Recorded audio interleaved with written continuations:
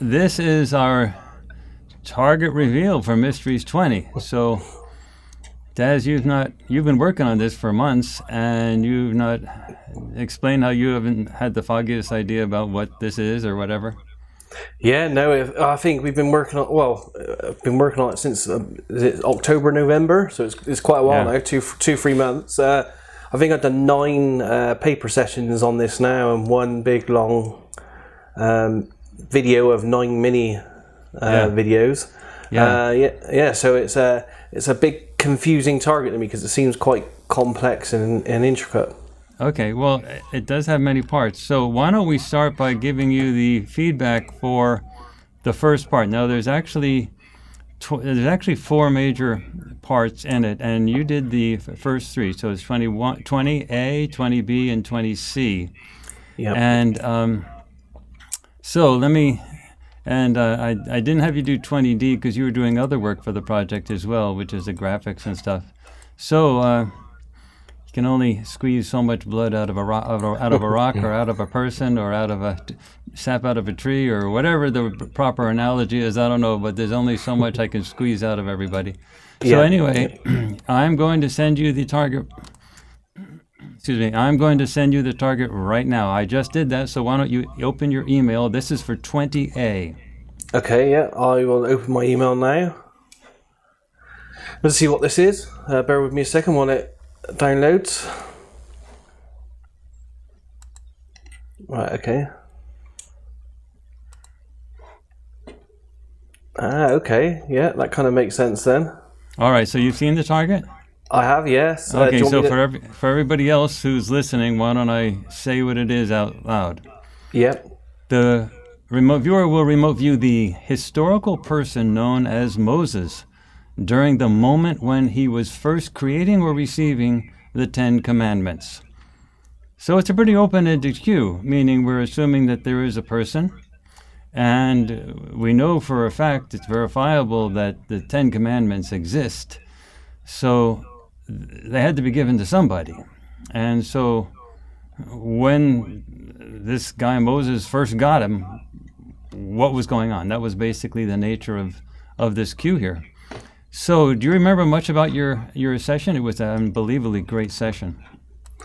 I'm just trying to look through it now because there's 9 of them in total. So yeah, and it's kind of interesting because straight off on the bat of 20A, my first session, I'm not sure I honed right in on the person in this first session. It seems like I honed in on a box or something within a cave, and then a message and something stored within a box.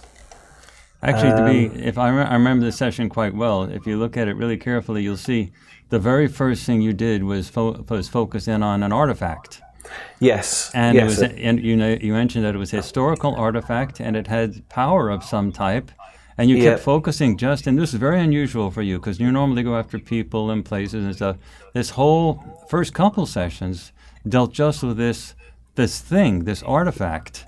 Yes. And how it had powers, and it was like an unusual type of thing. And you described the shape of it, and you did describe it in a box, but the thing is you also described the artifact itself, and it's... Yes, lots of interesting information about it resonating in energy and being used for communication, high vibrations and subtle energies resonating from it, and that it was a man-made from with a stone surface. So yeah, very interesting stuff there. Yeah, and as you went on, you went after, how the box came about, the people that were around the box, and then you eventually got the lead character, the main figure, and the main person in the entire thing. Do you have those sessions in front of you? I do. Yes. Yep. Take a look.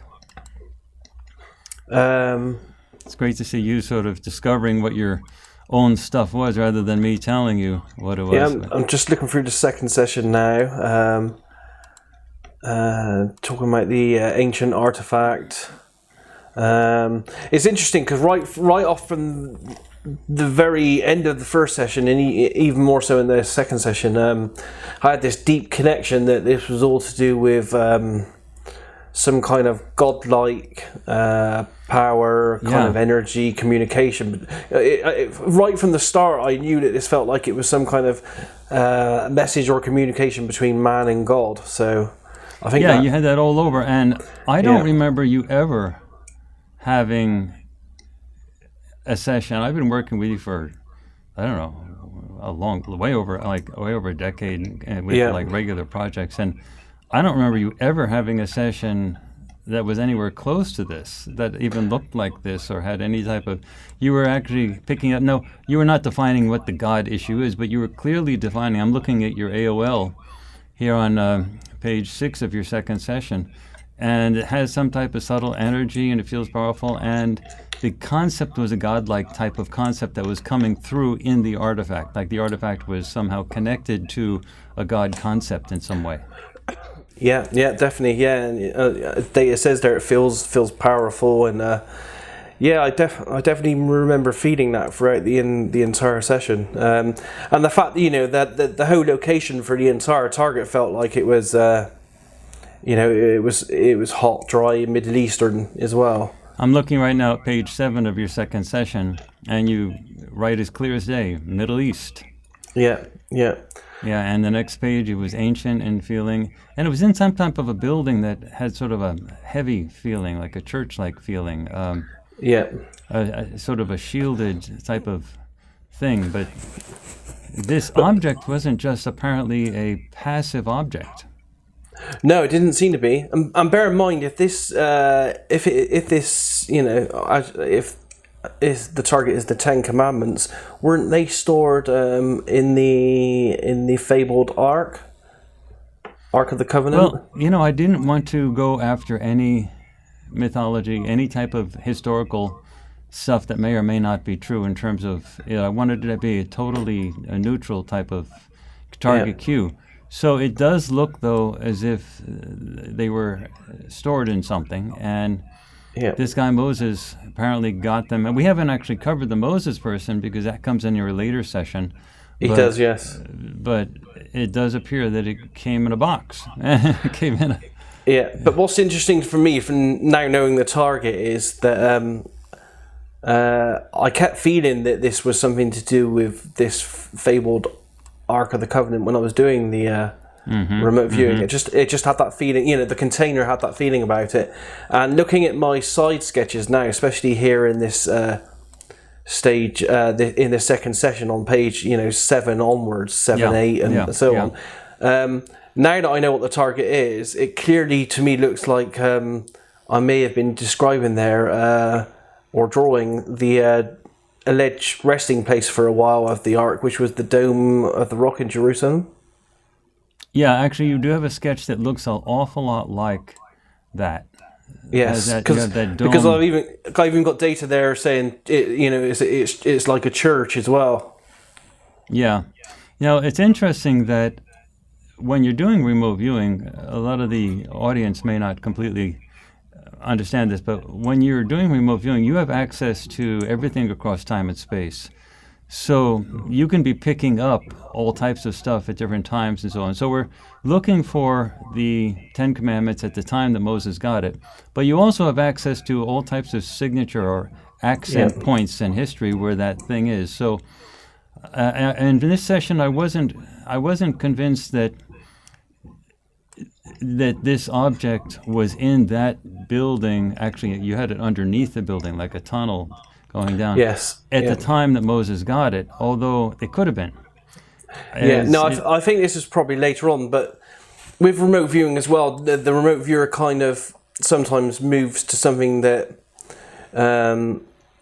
they find more interesting at the target, at whatever the target is. Yeah. And strangely enough, in my past, I haven't for a few years now, but in my past I did quite a lot of extensive research of the commandments in the Ark of the Covenant. So this is a topic that's close to my heart, kind of thing as well. Yeah. Well, I'm moving on to your third session for this target, where you're describing the life at the target, and any interaction with the artifact. Yes. And that's you clearly got keepers, caretakers. I'm looking now at page 5 of your session. Males, a religious type of a feeling. Then the idea of protection associated with it, and something dealing with an ancient type of thing. And you also got the idea that they had clothing, like draped clothing, dark clothing. Yes, yeah. And he was reminding you of things like monks, reminding you of things like esoteric types of stuff with like gowns on and stuff like that. Yes, yeah. Yeah, what are your thoughts about that? Yeah, it definitely looks like it's very on target, and seems to be lots of data here talking about, that there's a main male involved. He's a natural leader. He's looked up to and admired, feared by some though, and a sense of some kind of conflict or war that's happening with some other people, which makes sense knowing the Bible story and what happened to Moses and the journey he took his people on, all that kind of thing. I'm looking now at your page 7 on your third session, and you go into something on a microscopic level of the object.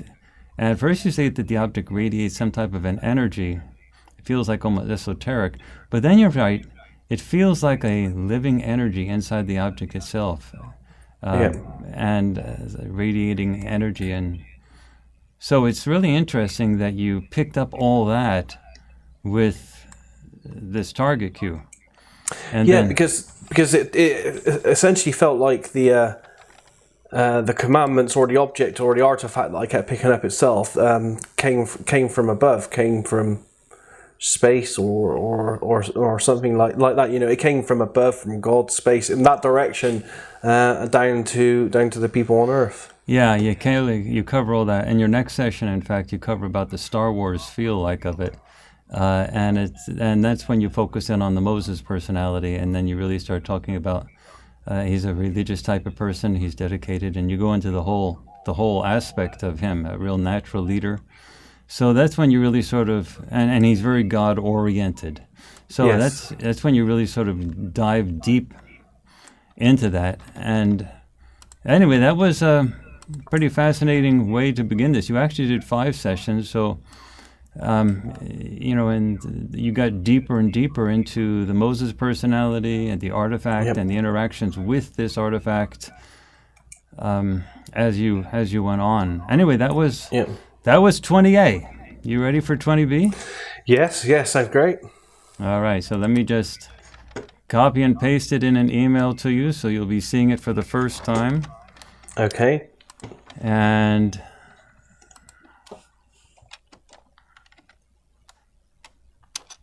all right, and I'll label this one 20B. Okay. Let me know when it's on its way, and I'll do a send and receive. It is on its way. It probably will take another 10 seconds to get to you, but... Yeah. Okay, I've got that. Okay. So for the audience, I'll read it to let them know what 20B is. Why don't you read it too while if you read it silently while I read it out loud. Okay. The viewer will remote view the artifact that is known as the original 10 Commandments that was given to Moses, but at the current time in the year 2017. So this project happened in 2017, even though we're in 2018 now. That is, the viewer will perceive the location and surrounding environment of that artifact as it exists now.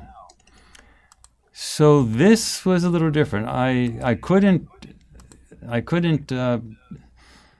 put the audience through a whole 10 Commandments type of thing without at least having one Indiana Jones, Laura Croft type of session that said, well, where is it now?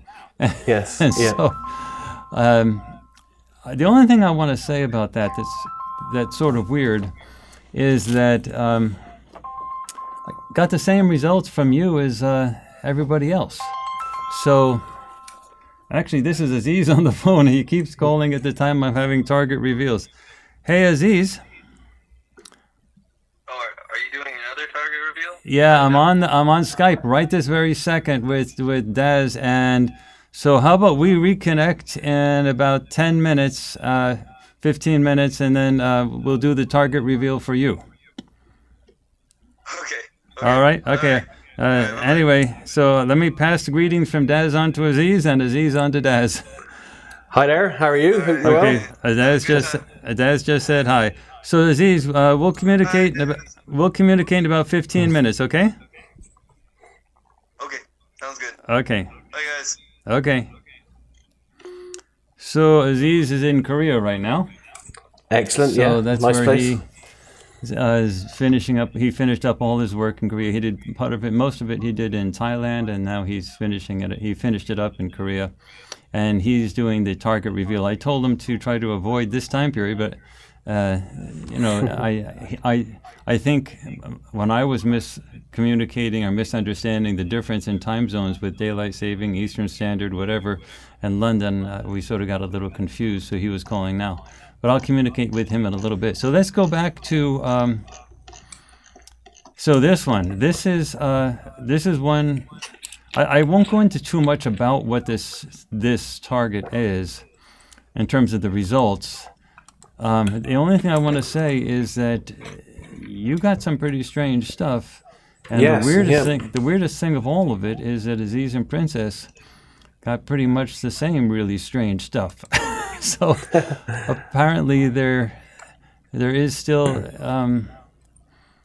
there's still evidence that this object still exists, and it's not in a very happy place right now. But Yeah. Very interesting data. Strange though. I'll have to look at it in a bit more detail. I don't know what to say about that part of it really. But it doesn't look like from a first glance at the data that it's in some kind of museum or anything like that. It's in an active place, and first thing I thought when I saw all this stuff is it in risk of being destroyed or something? But we'll see, and we'll let the audience watch. It could be. I mean, I'm guessing here just at a first glance at the information. It looks like from what I've seen here, it looks like a volatile location, a city under attack and all that kind of stuff. That could quite easily detail the Middle East with all the conflicts that are going on there. That's what I was thinking when I saw that. I said, well, if it's still in the Middle East, these sessions make a lot of sense. It would make perfect sense for a Middle Eastern location for definite. Yeah. Anyway, and there's a lot of details for those people who might be interested in being detective sleuths and trying to figure out where they think the thing might be. Excellent. Anyway, so let's go on to target 20C. This one's gonna be a bit weird for you, but you did a great job on it. I mean, a really great job on it. But it's. I hope you're sitting down for this one. I can see you are sitting down. I hope our audience is sitting down. But they're gonna have to actually see the presentations to actually appreciate the level of stuff that's in this, because this was a huge project. And all right, Daz, I have sent you 20C, so you'll get it in 5 to 10 seconds. Okie dokie, I'll just check the email.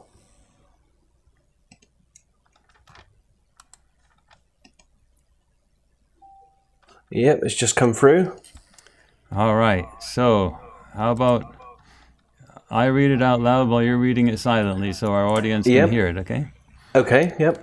20C. The background for this target is that there's a background to this, sort of a background to the target, and then the target actually is itself. So the actual target is explained after the background part. So here's the background to the target. The background for this target is that the Judeo-Christian Bible states in Exodus 7, verse 14 to 24, that there were 10 plagues that were experienced in Egypt during the time of Moses, and that these plagues led to the release of the Israelites from the land of Egypt. This target will not be tied to a literal biblical interpretation of the plagues or their cause. Rather, the plagues are considered things that happened of whatever nature that ultimately led to the release of the Israelites from the land of Egypt. So this target is really going after what happened when the Israelites left. Okay, so here's the actual target. For this target, the remote viewer will perceive evidence of the first of these plagues, as well as whatever happened to cause the first of these plagues. The remote viewer will perceive the plague as well as the cause of the plague. I have to say that as I looked at your sessions and I looked at the sessions for Aziz and Princess, and I was astounded. You had some very deep stuff. So let's just talk a little bit about what your reaction is to this type of thing. Yeah, well, I'm just looking for the data for Target 20C, the first session. It starts straight off the bat with what looks like large clouds and waves of energy in motion, and that have volatile particles in it. By the way, I have to say at this point that you, Princess, and Aziz got the same stuff. It was amazing to watch it. I was astounded to watch it. But yeah, it seems like I'm describing some kind of, looks like a energetic moving life in waves, or clouds or waves or something. Clouds, almost like some of the other viewers described it as, Princess was describing it, it was like chemtrails. And if you look at your third session, that's when you clearly identify that this thing was alive, viral. And it was disease. There was disease thing. But disease there and a virus. Very interesting. Very interesting stuff. I mean, so it was great. The most amazing thing for me about this is when I have these targets, and all I do is tell you, Princess and Aziz, 20C, go after it. And I guess I got identical stuff from all three of you. I mean, the audience should know that I don't take this thing calmly. I look at this stuff when I get back and I say, holy blankety blank, are you serious? And it's for us as remote viewers as well, it's just as astounding, seeing it on feedback here, because when we're doing the session, this target had I think I did 4 different elements, as you said. You did three full sessions for this you mean for the whole thing? Yeah, but for the whole thing. For 20C, you did 3 sessions. Yeah. Yeah, but the whole project had 4 different components to it. Yeah. And at the time when we're doing it as a remote viewer, we're quite, or I on a target of this complex, so I'm quite confused and mixed, because the first component of the target is completely different from the second component, which is different from the third, and from the fourth. So during the whole process of each project, especially a project this complex, I'm just there fuddled and confused, thinking, what could I possibly be viewing here? Because at one point it feels like it's some kind of viral disease, and then at another point it feels like it's some kind of communication device talking to God in a box. Yeah. So for something this complex, I'm like going, what the hell am I doing here? I'm all over the place. But now on review here, getting the feedback, it brings a clarity to the entire thing that makes you go, now I understand. So this sounds like this type of project is something that's had a long interest in you historically. Is that right? Yes, not so much the. I'm not a religious person. It's not so much the religious story, but definitely the Ark of the Covenant and what that beheld, and the whole thing. A little bit about the whole thing about Moses and the booming voice from God, the commandments and all that kind of stuff. Because although some people don't like it, being interested in ufology all my life, that whole biblical thing and many references in the Bible do have, or could have, an interpretation that could be, alien stroke UFO in nature. So, there are connections there that have taken me on different pathways through my life and research. But this project has been a lot, especially the actual Ark itself and what's in the Ark and where it might be, and how it was moved down through the centuries and owned by different people and used and stuff. It has been a long-term interest of mine, yeah. Actually, you raised an interesting point that this concept, especially when you start looking at the data from Princess and Aziz when they describe this object, you raise the idea that that there may be a connection between the actual Ten Commandments and that object and the Ark of the Covenant. And once you see the sessions of Princess and Aziz, in particular Princess, who was describing the object in a sort of a different way, but it really does have sort of an arc type of a feel to it. I'm sort of wondering myself if that same object had been used in multiple times to do multiple jobs. Well, it's always been a rumor that the broken tablets were placed in the ark, and that was used to transport it and protect it. Yeah, made of gold, other materials, with the angels on top, and the fact that the ark itself and the commandments and everything weren't just a repository. They were a power unto themselves. They were a weapon that was carried before armies. Yeah. That's interesting because, well, you're going to have to see for your, the audience has to understand that Daz has never seen the sessions or had any communication with Princess or Aziz when this project was going on. So he does not know what they got. But in fact, the only time I've spoken to Aziz was literally just a few seconds ago when I said hi. Oh, yeah. That's the only time he's ever spoken to.